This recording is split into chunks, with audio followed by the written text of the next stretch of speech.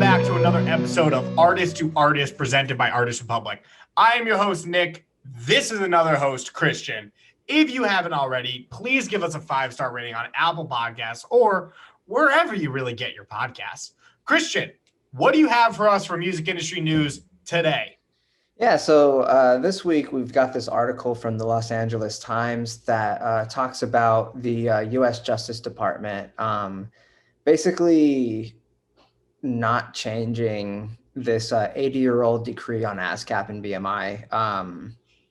This last year, the Trump administration passed the Music Modernization Act, which was trying to improve compensation for musicians and songwriters in this new streaming era. This decree for ASCAP and BMI, the change was, supposed to help give the songwriters and musicians a little bit more money for their music and for their licensing. But again, the U.S. Justice Department decided not to change this decree. So now we're kind of left wondering, when is this change going to happen? A lot of people are saying that these policies should be reviewed every 5 years. And, that's something that's still kind of actively being figured out in the U.S. Justice Department as we speak. Hell yeah. Well, if you want more information on this article, check out the link below on some of our podcasting areas, such as YouTube. Also, let us know in comment sections or your reviews. Let us know what your thoughts are on how policies are created for the music industry. I mean, these policies are being created into law, in Congress, in the Senate, in the White House, and none of these people are music artists, and they're impacting your life. So let us know what you think about it, how it should go through. We'd love to hear your thoughts. So with that being said, let's bring on our next guest for this episode of Artist to Artist.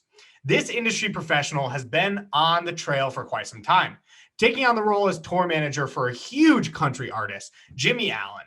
Our guest role is in Life Goes Beyond the manager role. He is an avid drummer and brings his skills to the world through his Instagram, where he makes drum covers of popular songs such as The Weeknd's Heartless.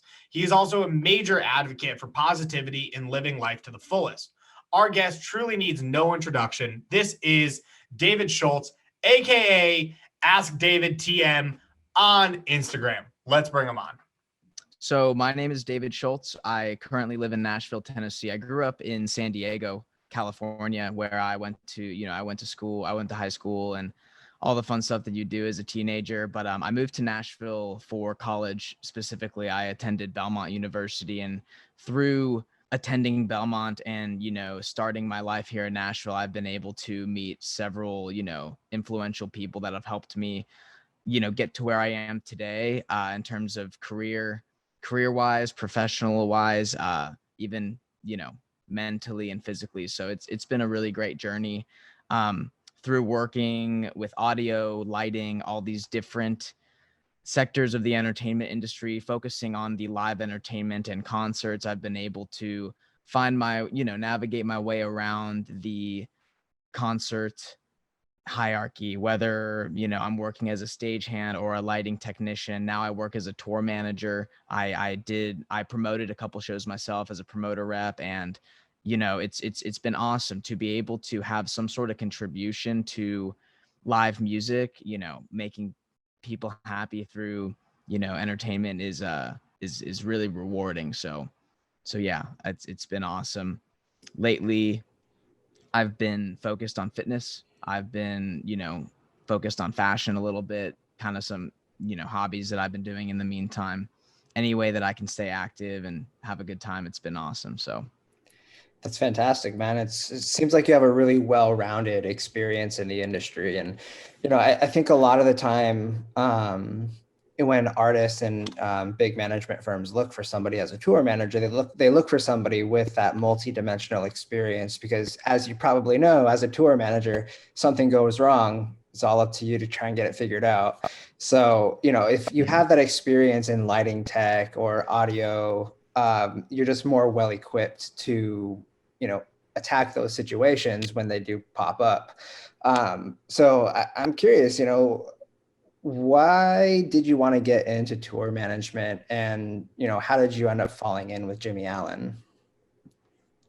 So when I was a kid, I went to a concert. My dad took me to a concert in San Diego for a band called Velvet Revolver. And for those of you who aren't familiar, that's it was kind of a super band. They had members from Stone Temple Pilots and members from Guns N' Roses that came together to, form this rock band, and they toured for a couple years. And I got to see them perform, I think, when I was about 12. And for, a 12-year-old boy who loves music to go to a concert like that, to really experience it in that format, was really life-changing for me. So I took that experience and I kind of made it a point in my life to, be a part of that experience somehow, whether it's, it didn't really matter to me at that point. So from that point on, I think seeing my first concert was really, it opened my mind to, wow, this is awesome. The way that I felt, I wanted to help, incite that feeling in other people when they went to concerts. So however I could play a role in that, beast, I've always been interested since that point. Yeah. That's awesome. That's awesome. Okay. So one of the questions that we wanted to ask was, how do you use touring as a method of growth, just like you would say, like playlisting for the artist?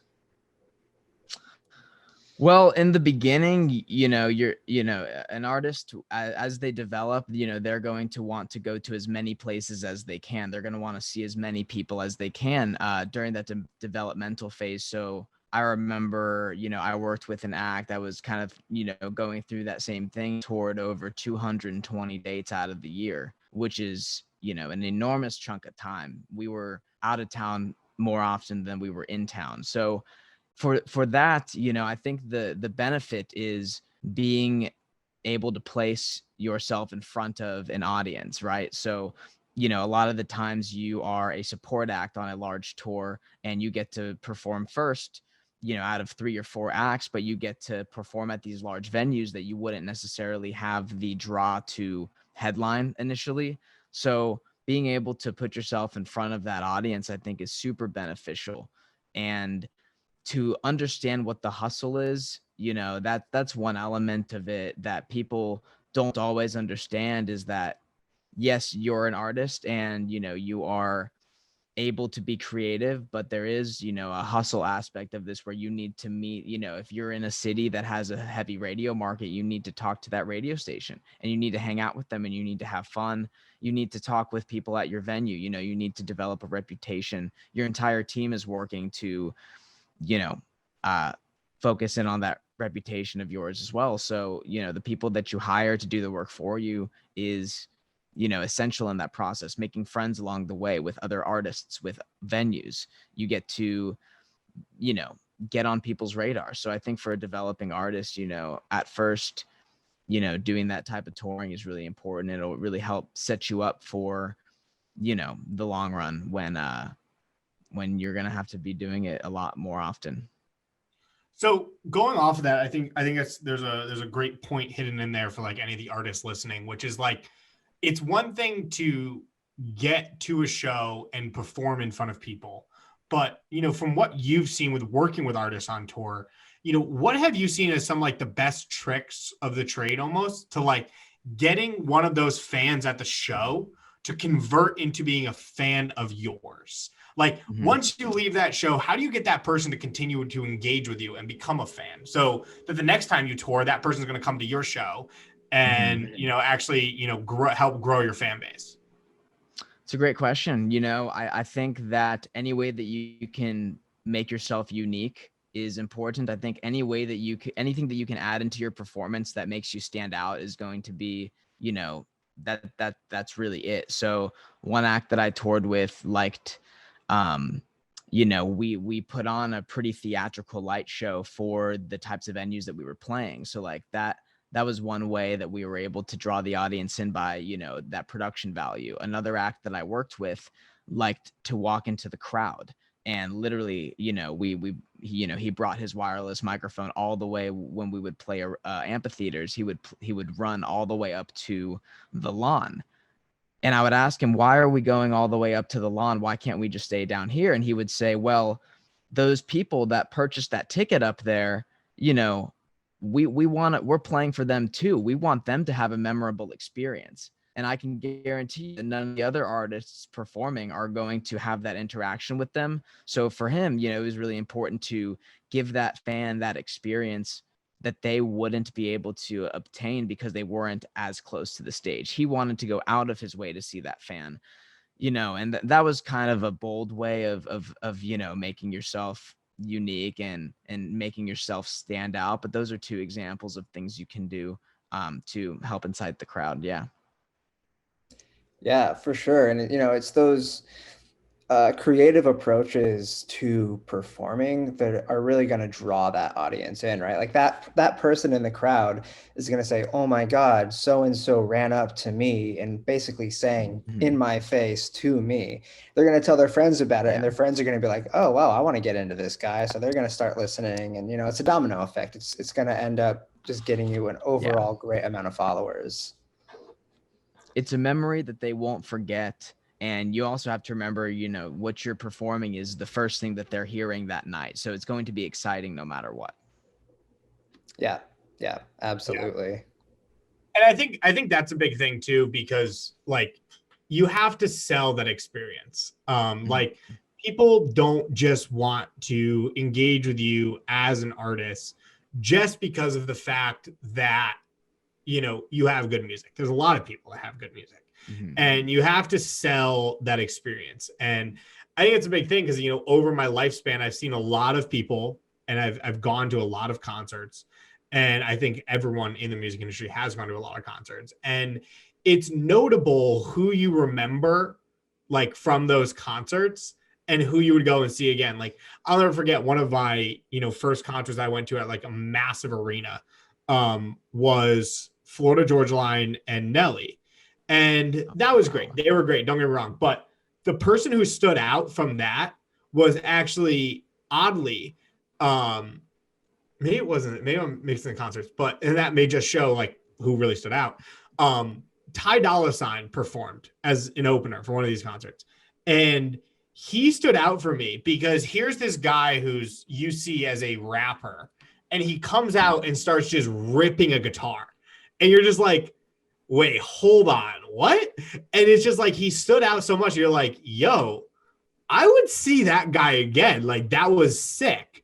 And it was actually the same thing I saw on the EDM side. I saw an Millennium concert, and my girlfriend is not an EDM person at all. And I give her so many props for going to this concert with me. And I'll never forget it. The next artist was coming out, and it was this guy Davin, and I was like, Keelan, like who knows? Like maybe this guy will just come out and play like some smooth jazz. And here comes out this dude and just plugs in a guitar to a MIDI board and just starts ripping EDM songs on a guitar. I'm like, yo, that's sick. And I'm like, also that's kind of funny because I said he would play guitar, but I was like, you know, that stood out. And so then when he opened for Millennium, it's like, okay, he was like the second person. But then 6 months after that, he did a show. And sadly, it was in April, so it got canceled. But when the tickets came out in January, I was like, hell yeah, these tickets are $10. I'm going. Like I saw that guy live opening. He was sick, and he stood out for me out of every single one of the other artists. And now I turned into a fan that will go and see his next show because he was able to provide a stage value. And I think that's a whole different area of touring. Is like it's one thing to sell your sound, and it's another thing to sell your show. And I think that's something that, you know, really comes out to that. And I think you've definitely brought up some good points for like listeners here is like, pay attention to your production value. Like it really doesn't cost a lot to add uniqueness to your production.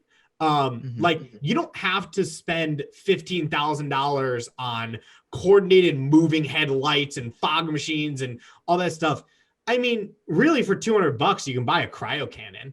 Like if you really wanted to, and you can buy a tank of CO2 for $30. You know, there are some things you can do, and, you know, even lower level than that, you know, there's so many little production things you can do. You could buy, I know for like $20, you can buy a fire extinguisher full of paint powder, and like, it's $20, and you could just buy all like those little things that just make it so much cooler, or plugging your guitar into a MIDI board. So instead of playing from the MIDI board, you're technically playing the same MIDI board, just you're playing it with guitar strum instead of button pushing. And yeah, there's so many things. And I think, for all the artists listening, like, here's a guy right here that has done tours, and, he's definitely telling you, like, look, like, this is the best route to go. And you have to make sure that there's something that really makes you stand out when you coordinate a tour. And so going off of that, the coordinating a tour, what out of your years of tour managing, what do you think is like the sneakiest thing in planning a tour, like you wouldn't expect? Like what's some factors that you need to factor in when planning a tour that like is not one of the initial things, like purchasing a venue, like renting a venue, contracting a venue, finding the promoters? Like what other things that normally you wouldn't think of that are definitely vital to planning a tour? Well, I've never planned a tour myself from the agency standpoint. Every act that I've worked with has worked with an agency that has, properly booked and routed these dates. So if you are independently booking your own tour, it's going to be tough, but I would do research in every market that you want to hit. I would research local acts in that market, type in, I don't know how you would do that now. Instagram could be a huge tool for you. Go and look at the local venues, go and look at the people that follow that venue and look for band names, and then click on that band name and like do some research, see who is frequently performing at that venue, who the venue chooses to open for these national acts when they come through. I think that routing is something that on paper looks doable, but remember that, you could be a little too, if you're too ambitious, you could end up with a super crazy schedule and wish that you would have allowed more time, or, wish that you would have taken more steps to get to that point. So, I think that understanding, finding people that can do multiple jobs, like finding a tour manager who can also advance production, who can also play the drums, who can also, sell your merch, who can also do all these things. Because at first you're going to be doing everything yourself, with the core group of people that you have. And, I would set up some documents that you can send to these venues. I would set up, not a tech pack, a press kit. What's that called? Like a press kit, right? Like an EPK. Yes, an EPK, like an electronic press kit that you can send off that has pictures of your act, that has, past performances, people that you've performed with. If you're an opening act and you're performing on someone's tour, I find it super helpful to communicate with the headliner and ask them as many questions as you can. If we're ever headlining a show and we have a support act, I always ask for that support act's information, because I like to reach out to them to communicate the information. I like to try to make them feel like they're on our tour instead of just playing this local date at their local venue, which they play all the time. It's the only difference is now you're playing there and they get to open for you. But a lot of the times headliners overlook the opening act at a smaller level.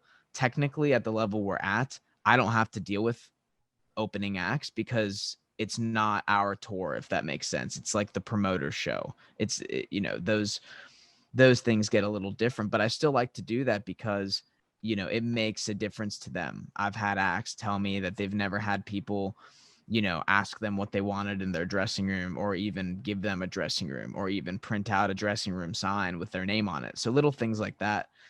If you're ever headlining, taking care of the opening acts is super important. But as an opening act, communicating with the headlining act and making sure that they know what you need and what you're bringing is definitely beneficial. Yeah, absolutely. And you make a lot of really, really good points there. And again, it's like one of those things that not a lot of people going into that side of the industry might be aware of.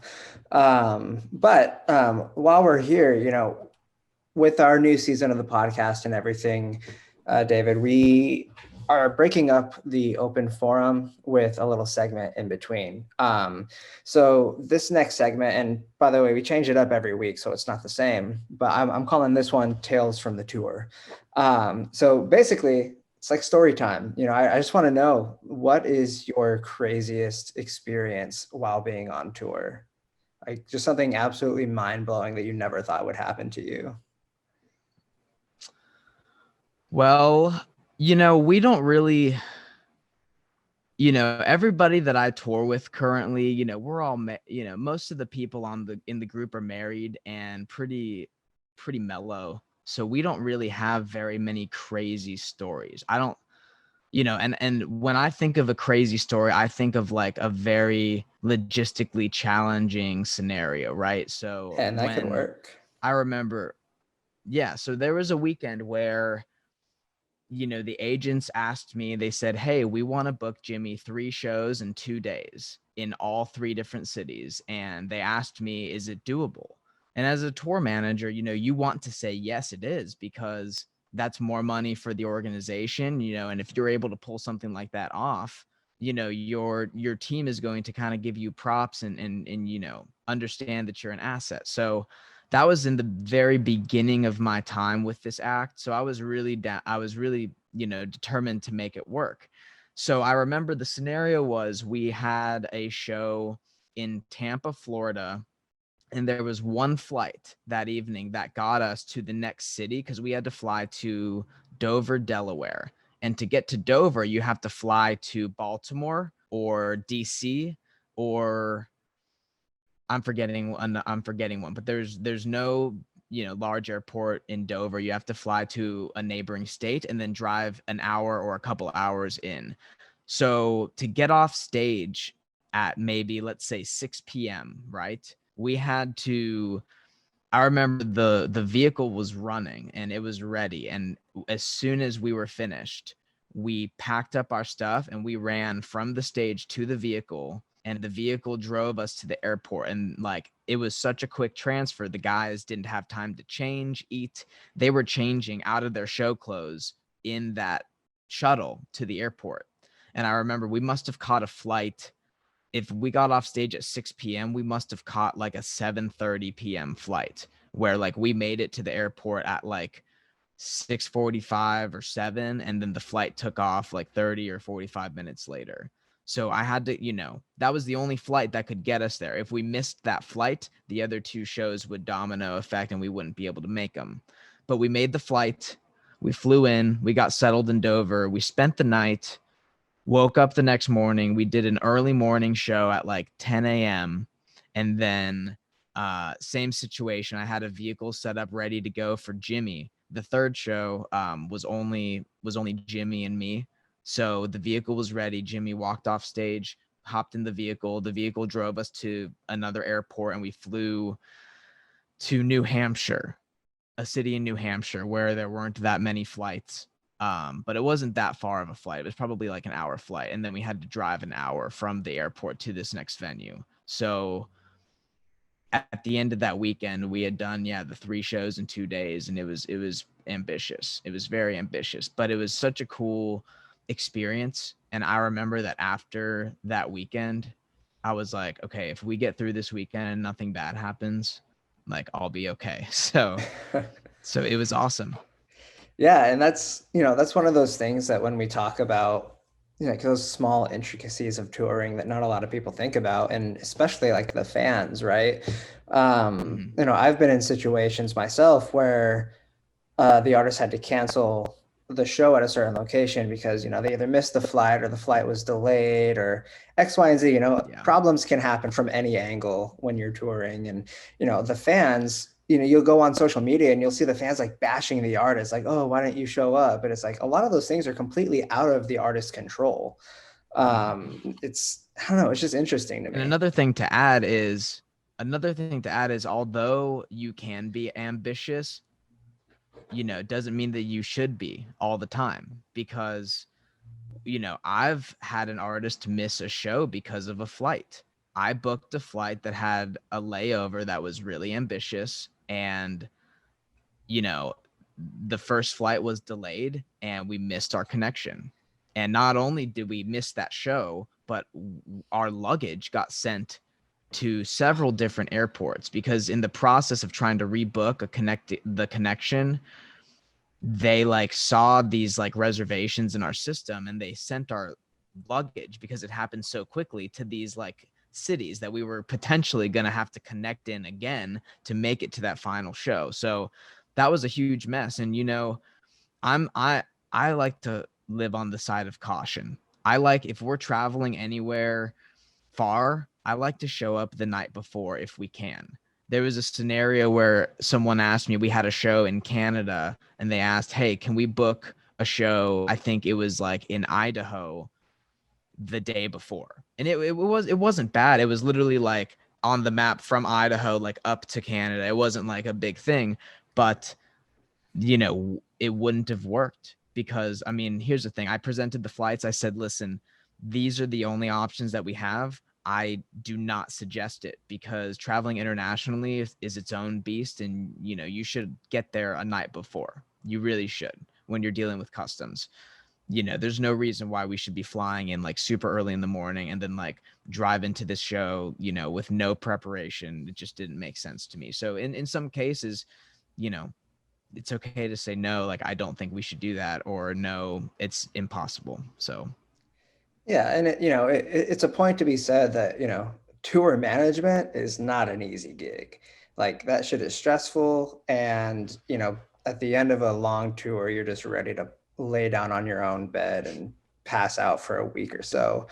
Um, it's interesting, but then as 2020 happened, we started seeing this rise of live streaming shows and innovation in terms of performances. So where do you see the future of touring now that this has become more of the standard? for now, the live streaming is awesome. There were some groups that filmed drive-in experiences that people got to, go to as sort of a concert. To be honest, and I may be a little naive in saying this, but I do think that touring is going to get back to normal. I think that once this vaccine gets rolled out, it's going to be the same as any other vaccine where, when you go to school or when you go to these big public places, sometimes you have to submit vaccination records when you travel internationally sometimes. And I think that that's just going to be what it is. I think you're going to have to prove somehow that you've been vaccinated for it. And then, we'll all be allowed to go out and have this, fun time again. I know that certain parts of the country right now are very polarized in the way that they're protecting themselves from the virus. So I do know that, those people are going to be easily readapted into those big general admission festival environments. I think that the reserved seating is going to be important. I think that now that we've seen that we can put on these socially distant shows with a limited capacity and do it safely during a pandemic, there's no reason why we shouldn't be able to move forward doing those as a precaution, after everything is a little bit more under control. However, you know, people are losing money because, some of the artists can't charge as much because they can't sell as many tickets. An artist isn't going, and those deals are a lot of the times based off of how many tickets can be sold. If you can sell 100 tickets at $10, that's $1,000 of revenue. Typically, a guarantee for that room would be close to $1,000. The bar makes money off of their liquor. If you sell out the room, that's based. You're not going to pay someone $50,000 to sell 100 tickets at $10. If you were selling 100 tickets at $500, that'd be a little different.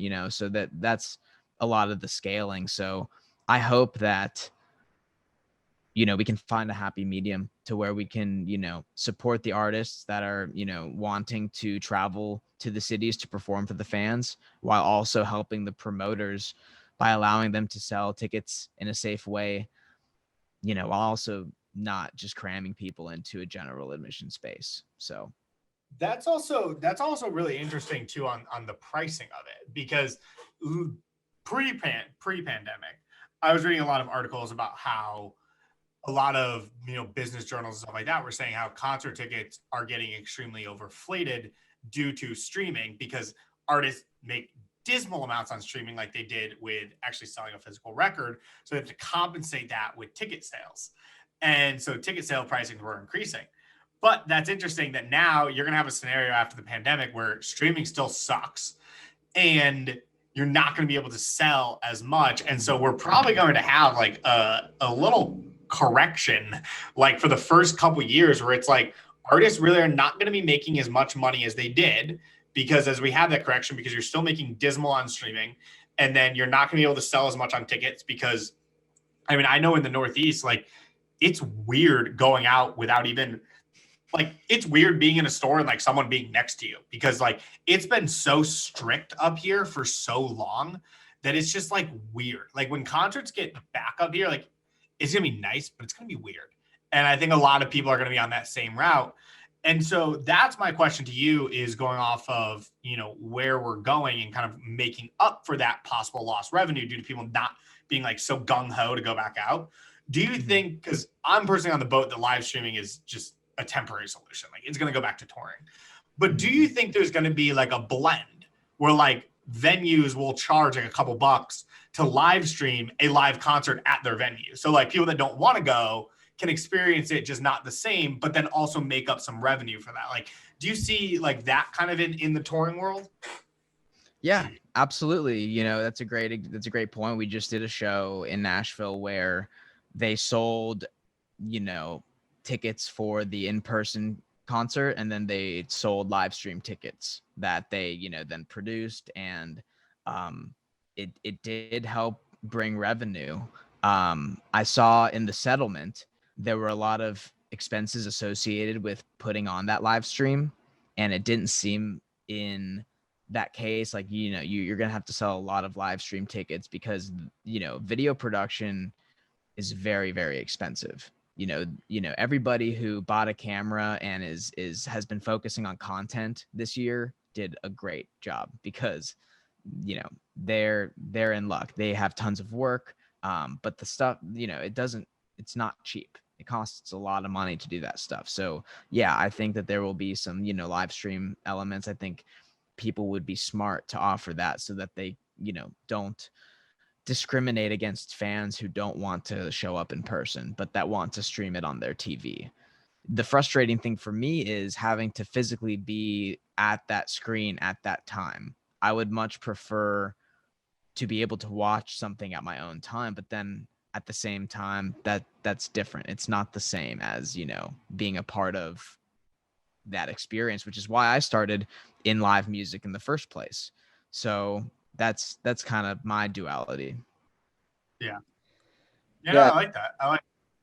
And like we mentioned, that whole experience, right? You can't sit on your couch and watch a live stream and feel energized by just all of the other people around you. There's something deeper there when you're physically at a concert or a festival, and you're feeling the energy not only of the people but of the artist, the performer. The screen in front of you at home creates this weird like mental separation. Like you can see that they're putting out the energy, you can see that they're putting in the work, but you can't feel it, if you get what I'm saying.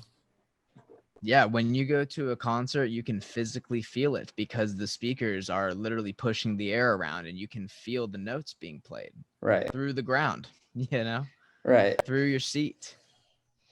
Yeah. It's crazy. And like we've all been talking, I think that live streaming is going to be kind of a temporary measure, and eventually, in the next couple of years, hopefully we'll get back to where we were pre-COVID. I almost said post-COVID. We're not even there yet. It's really also interesting to say, because I went to Coachella one time, and to be honest, being in that big of a crowd is a pretty miserable experience. Like I Yeah. know that it's like, these huge festivals, everyone loves going to them. And yes, I get that, like, in the audience, it's cool because you can make friends with the people next to you. You can, like, socialize. You can all have fun together. You know, um, I have that phobia that's being scared of, not claustrophobia. I'm not scared of enclosed spaces, but I'm scared of being in a crowd of like a lot of people and not being able to move. So that's one thing that, I was excited about this year. I was like, cool. Like, if I get to go to a show and pay for my own section, like, bro, yeah. Like, that's Yeah. what I've been wanting for years. And Right. I bet you, because, a lot of like Kanye West, for example, toured his, he didn't even have a stage, right? So he like geared that tour towards a general admission audience where they took out the stage, and now 30% of the floor was more open. They could sell more tickets. That was awesome. They catered that towards the general admission audience.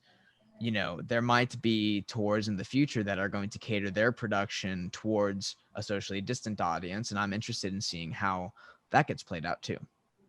Yeah. And That's like when watching like the ball drop this year, I was like, if there was any year to watch the ball drop, it was this year, because you had your cube. You could like walk to a bathroom and you could like go get a snack, and like you could actually hang out for like 8 hours enjoyably to watch the ball drop. Where like I feel like everyone else in the history of watching the ball drop, it has to be so unenjoyable. Like, it's fun, but it's like you're screwed. Like, you can't leave your spot, because if you do, you are never getting back to that spot ever again, and it's horrible.